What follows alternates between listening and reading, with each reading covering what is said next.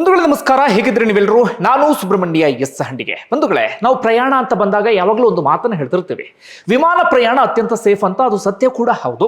ಯಾಕಂದ್ರೆ ರಸ್ತೆಯಲ್ಲಿ ಹೋಗುವಾಗ ಅಪಘಾತ ಆಗುತ್ತೆ ಅಥವಾ ಬೇರೆ ಬೇರೆ ಪ್ರಯಾಣ ಅಂದಾಗ ಅಷ್ಟು ಸೇಫ್ ಅಲ್ಲ. ಆದರೆ ವಿಮಾನ ಅಂದ್ರೆ ಫ್ಲೈಟ್ ನಲ್ಲಿ ಹೋಗೋದು ಆರಾಮ್ ಎನ್ನುವಂತ ಮಾತನ್ನ ಹೇಳ್ತೀವಿ, ಹೆಚ್ಚಿನ ಆಕ್ಸಿಡೆಂಟ್ ಆಗಲ್ಲ ಅಂತ.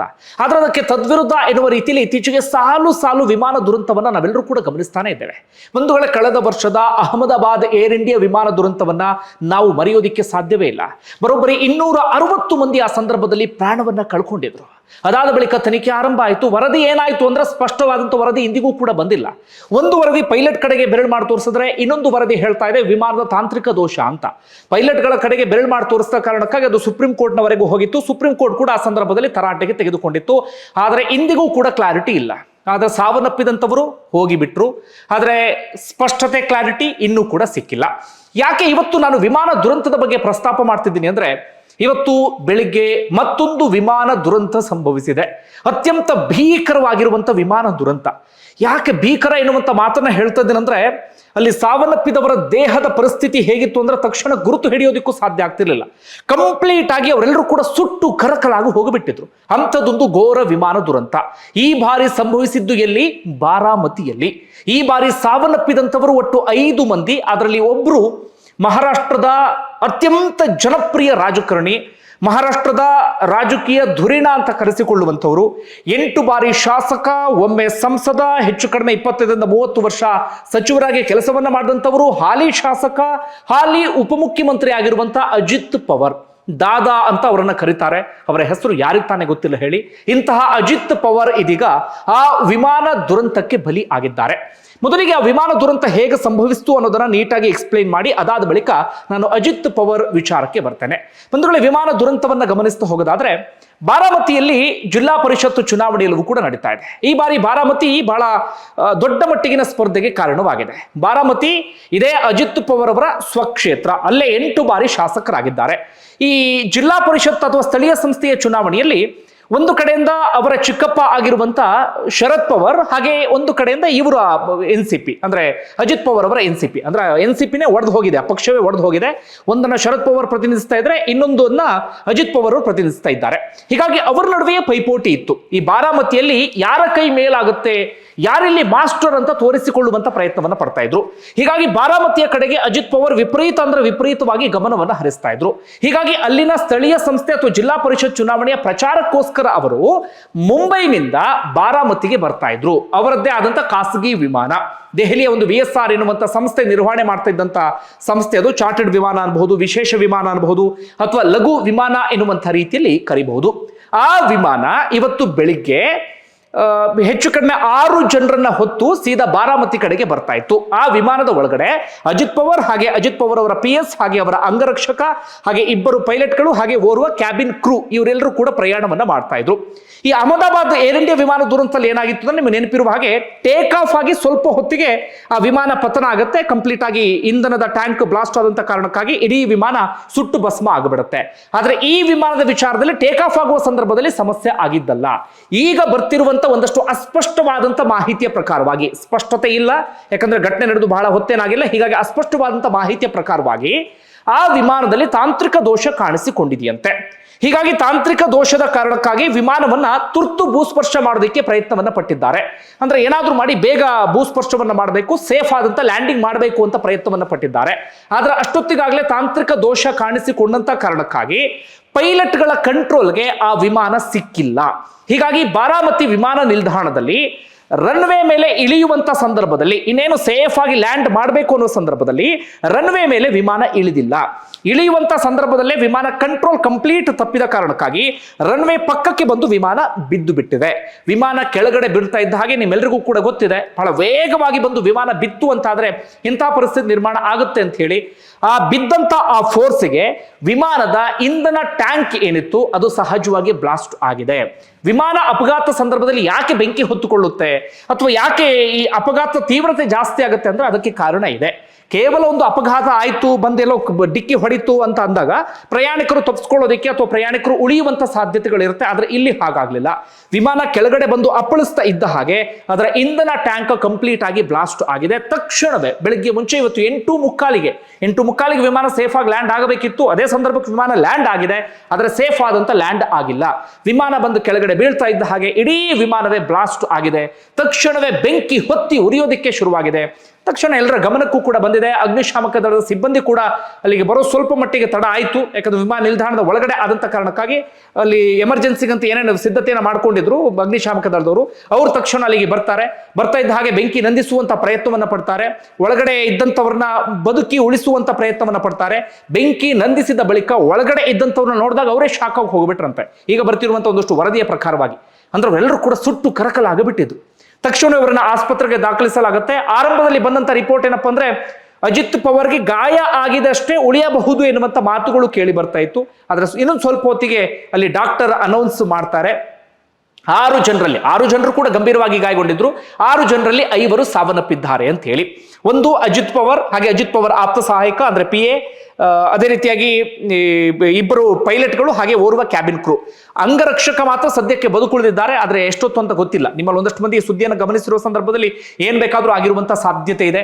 ಅವರೊಬ್ಬರಾದ್ರೂ ಬದುಕುಳಿಲಿ ಅಂತ ಹೇಳಿ ನಾವು ಆಶಯವನ್ನು ವ್ಯಕ್ತಪಡಿಸೋಣ. ಒಟ್ಟಾರೆಯಾಗಿ 6 ಮಂದಿಯಲ್ಲಿ ಇದೀಗ 5 ಮಂದಿ ಸಾವನ್ನಪ್ಪಿದ್ದಾರೆ. ಸಹಜವಾಗಿ ಆ ಬ್ಲಾಕ್ ಬಾಕ್ಸ್ ಇದೆಯಲ್ಲ, ಅದಕ್ಕೋಸ್ಕರ ಹುಡುಕಾಟ ನಡೀತಾ ಇದೆ, ಅಥವಾ ಇಷ್ಟೊತ್ತಿಗಾಗಲೇ ಸಿಕ್ಕಿರಬಹುದು. DGCA ನಾಗರಿಕ ವಿಮಾನಯಾನ ಸಂಸ್ಥೆ ಇವೆಲ್ಲ ಘಟನೆಗೆ ಸಂಬಂಧಪಟ್ಟ ಹಾಗೆ ಕ್ಲಾರಿಟಿಯನ್ನು ಕೊಟ್ಟಿದೆ. ಅಂದ್ರೆ ಹೇಗಾಯ್ತು ದುರಂತ, ಎಷ್ಟು ಜನ ಸಾವನ್ನಪ್ಪಿದ್ರು, ಏನು ಎತ್ತ ಅಂತ ಹೇಳಿ. ಆದ್ರೆ ವಿಮಾನ ದುರಂತಕ್ಕೆ ನಿಖರವಾದಂತ ಕಾರಣ ಮಾತ್ರ ಗೊತ್ತಿಲ್ಲ. ಈಗ ಬರ್ತಿರುವಂತ ಒಂದಷ್ಟು ಪ್ರಾಥಮಿಕ ವರದಿಯ ಪ್ರಕಾರವಾಗಿ ಅಥವಾ ಪ್ರಾಥಮಿಕ ಅಧ್ಯಯನದ ಪ್ರಕಾರವಾಗಿ ವಿಮಾನದಲ್ಲಿ ಮೊದಲೇ ತಾಂತ್ರಿಕ ದೋಷ ಕಾಣಿಸಿಕೊಂಡಿದೆ. ಹೀಗಾಗಿ ತುರ್ತು ಭೂಸ್ಪರ್ಶಕ್ಕೆ ಪೈಲಟ್ಗಳು ಪ್ರಯತ್ನವನ್ನ ಪಟ್ಟಿದ್ದಾರೆ. ಅದರ ತುರ್ತು ಭೂಸ್ಪರ್ಶದ ಸಂದರ್ಭದಲ್ಲಿ ಅವರ ಕಂಟ್ರೋಲ್ ತಪ್ಪಿದೆ. ಹೀಗಾಗಿ ವಿಮಾನ ರನ್ವೇಯನ್ನ ಬಿಟ್ಟು ಪಕ್ಕದಲ್ಲಿ ಲ್ಯಾಂಡ್ ಆಗಿದೆ. ಆ ಲ್ಯಾಂಡ್ ಆಗುವ ಸಂದರ್ಭದಲ್ಲಿ ಎಡವಟ್ಟಾದಂತ ಕಾರಣಕ್ಕಾಗಿ ವಿಮಾನದ ಇಂಧನ ಟ್ಯಾಂಕ್ ಬ್ಲಾಸ್ಟ್ ಆಗಿ ವಿಮಾನ ಹೊತ್ತಿ ಉರಿದಿದೆ ಅಂತ ಹೇಳಿ ಸದ್ಯ DGCA ಎನ್ಕ್ವೈರಿ ಕಮಿಟಿಯನ್ನು ಕೂಡ ರಚನೆ ಮಾಡುತ್ತೆ. ಅದಾದ ಬಳಿಕ ಏನು ಎತ್ತ ಎನ್ನುವಂತ ವಿವರ ಗೊತ್ತಾಗುತ್ತೆ. ಇದರಲ್ಲಿ ಬಹಳ ಬೇಗ ಗೊತ್ತಾಗುತ್ತೆ. ಯಾಕಂದ್ರೆ ಇಲ್ಲಿ ಸಾವನ್ನಪ್ಪಿದಂಥವ್ರು ಯಾರು ಕೂಡ ಸಾಮಾನ್ಯರಲ್ಲ. ಓರ್ವ ಹಾಲಿ ಉಪಮುಖ್ಯಮಂತ್ರಿ, ಮಹಾರಾಷ್ಟ್ರದ ರಾಜಕೀಯ ದಿಕ್ಕನ್ನೇ ಬದಲಿಸಬಲ್ಲಂತಹ ನಾಯಕ. ಹೀಗಾಗಿ ಇದಕ್ಕೆ ಸಂಬಂಧಪಟ್ಟಾಗ ವರದಿ ಬರುತ್ತೆ. ಈಗ ಸಹಜವಾಗಿ ಎಲ್ರಿಗೂ ಕೂಡ ಆತಂಕ ಶುರುವಾಗುತ್ತೆ ಫ್ಲೈಟ್ ಜರ್ನಿ ಅಂದಾಗ. ಯಾಕಂದ್ರೆ ಸಾಲು ಇಂತಹ ದುರಂತಗಳೆಲ್ಲವೂ ಕೂಡ ಸಂಭವಿಸ್ತಾ ಇದೆ. ಈ ರೀತಿಯಾಗಿ ವಿಮಾನ ದುರಂತದಲ್ಲಿ ರಾಜಕಾರಣಿಗಳು ಸಾವನ್ನಪ್ಪೋದು ಹೊಸದಲ್ಲ. ಆಂಧ್ರ ಮುಖ್ಯಮಂತ್ರಿ ಆಗಿದ್ದಂಥ ರಾಜಶೇಖರ ರೆಡ್ಡಿ ಆಗಿರಬಹುದು, ನಮ್ಮಲ್ಲಿ ನಟಿ ಸೌಂದರ್ಯ ಅವರು ಹೆಲಿಕಾಪ್ಟರ್ ದುರಂತದಲ್ಲಿ ಸಾವನ್ನಪ್ಪಿದ್ರು. ಹೀಗೆ ವಿಜಯ್ ರೂಪಾಣಿ ಗುಜರಾತ್ನ ಮಾಜಿ CM. ಹೀಗೆ ನಮ್ಮ ನೆನಪು ಮಾಡ್ಕೊಳ್ತಾ ಹೋದ್ರೆ ಇನ್ನು ಸಾಕಷ್ಟು ಜನರ ಹೆಸರೆಲ್ಲರೂ ಕೂಡ ನೆನಪಾಗ್ತಾ ಹೋಗುತ್ತೆ. ಬಿಪಿನ್ ರಾವತ್ ಅವರು ಅದೇ ರೀತಿಯಲ್ಲಿ ಸಾವನ್ನಪ್ಪಿದ್ರು. ಹೀಗೆ ಬೇಕಾದಷ್ಟು ಎಲ್ಲವೂ ಕೂಡ ನೆನಪಾಗ್ತಾ ಹೋಗುತ್ತೆ. ಈ ರೀತಿಯಾಗಿ ಅಜಿತ್ ಪವಾರ್ ಕೂಡ ಸಾವನ್ನಪ್ಪಿದ್ದಾರೆ. ಇನ್ನು ಅಜಿತ್ ಪವಾರ್ ಯಾರು ಅಂತ ನಾವಿಲ್ಲಿ ಗಮನಿಸ್ತಾ ಹೋಗೋದಾದ್ರೆ, ಬಹುದೊಡ್ಡ ನಾಯಕ, ಮಹಾರಾಷ್ಟ್ರದಲ್ಲಿ ದಾದಾ ಅಂತ ಜನರಿಂದ ಕರೆಸ್ಕೊಳ್ತಾ ಇದ್ದಂಥವರು, ಜನತಾ ದರ್ಬಾರ್ ಅಂತ ಹೇಳಿ ಒಂದು ಶುರು ಮಾಡಿದಂಥವ್ರು, ಜನರಿಗೆ ಹತ್ತಿರವಾಗುವಂತ ಪ್ರಯತ್ನವನ್ನ ಪಟ್ಟಂಥವರು, ಜೊತೆಗೆ ಬಹುದೊಡ್ಡ ರಾಜಕೀಯ ನಾಯಕ. ಮಹಾರಾಷ್ಟ್ರದ ರಾಜಕೀಯ ಬಹಳ ಚೆನ್ನಾಗಿ ಗೊತ್ತಿದ್ದಂಥವರಿಗೆ ಅಜಿತ್ ಪವರ್ ಏನು ಅನ್ನೋದು ಬಹಳ ಚೆನ್ನಾಗಿ ಗೊತ್ತಿರುತ್ತೆ. ಚುಟುಕಾಗಿ ಅವ್ರ ಬಗ್ಗೆ ಹೇಳ್ತೀನಿ. ಮುಂದಿನ ವಿಡಿಯೋದಲ್ಲಿ ವಿಸ್ತೃತವಾಗಿ ಒಂದಷ್ಟು ರಿಪೋರ್ಟ್ ನಿಮ್ಮ ಮುಂದೆ ಇಡ್ತೀನಿ. ಯಾಕಂದ್ರೆ ತಿಳ್ಕೊಳ್ಳೇಬೇಕಾದಂತ ವಿವರ ಇದೆ ನಾಯಕನ ಬಗ್ಗೆ. ಅಂದ್ರೆ ಪಾಸಿಟಿವ್ ಹಾಗೆ ನೆಗೆಟಿವ್ 2 ವಿಚಾರ ಇದೆ.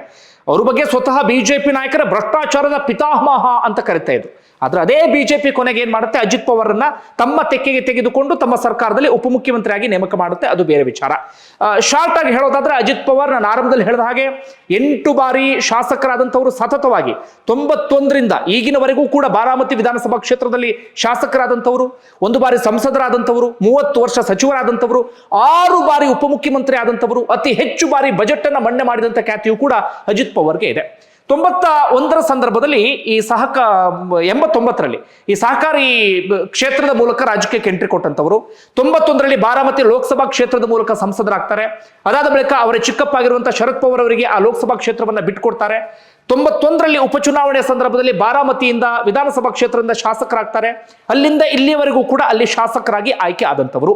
91ರಲ್ಲೇ ಬೇರೆ ಬೇರೆ ಸರ್ಕಾರದಲ್ಲಿ ಸಚಿವರಾಗಿ ಕೆಲಸವನ್ನ ಮಾಡ್ತಾ ಹೋಗ್ತಾರೆ. ಹಣಕಾಸು ಖಾತೆಯಿಂದ ಹಿಡಿದು ಬೇರೆ ಬೇರೆ ಖಾತೆಗಳನ್ನು ನಿರ್ವಹಿಸಿದಂಥವರು ಇದೇ ಅಜಿತ್ ಪವಾರ್ ಅವರು.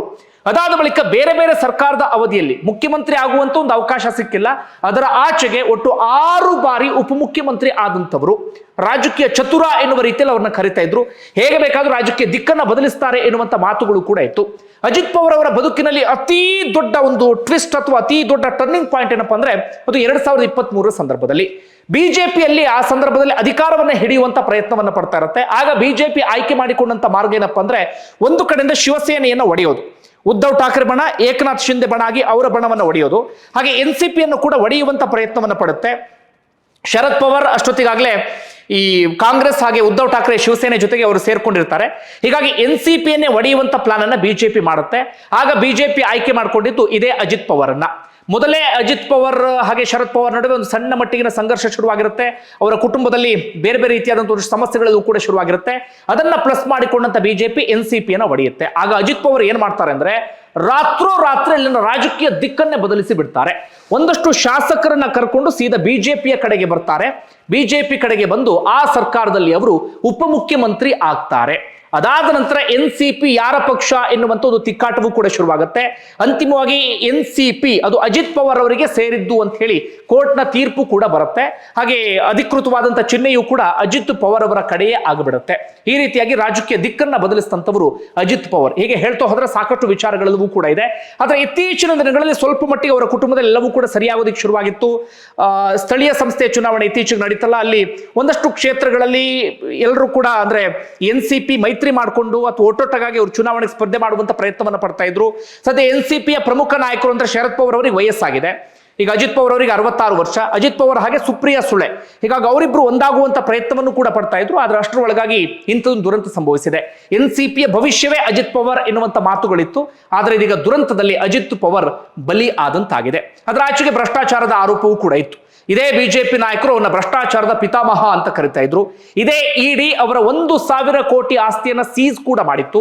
ಆದ್ರೆ ಯಾವಾಗ ಅಜಿತ್ ಪವಾರ್ ಬಿಜೆಪಿ ಜೊತೆಗೆ ಬಂದು ಸರ್ಕಾರವನ್ನ ರಚನೆ ಮಾಡ್ತಾರೋ ಸ್ವಲ್ಪ ದಿನಗಳಲ್ಲೇ ಇಡಿ ತಾನು ಸೀಸ್ ಮಾಡಿದ್ದಂತ ಆಸ್ತಿಯನ್ನ ರಿಲೀಸ್ ಮಾಡಿ ಬಿಡುತ್ತೆ. ಅದು ಪ್ರತ್ಯೇಕವಾದಂತ ರಾಜಕಾರಣ ಬಿಡಿ. ಇವತ್ತು ಅವರು ಸಾವನ್ನಪ್ಪಿದ್ದಾರೆ. ಈ ಸಂದರ್ಭದಲ್ಲಿ ಆ ವಿಚಾರವನ್ನ ಮಾತನಾಡೋದು ಬೇಡ ಅನ್ನೋದು ನನ್ನ ಅಭಿಪ್ರಾಯ.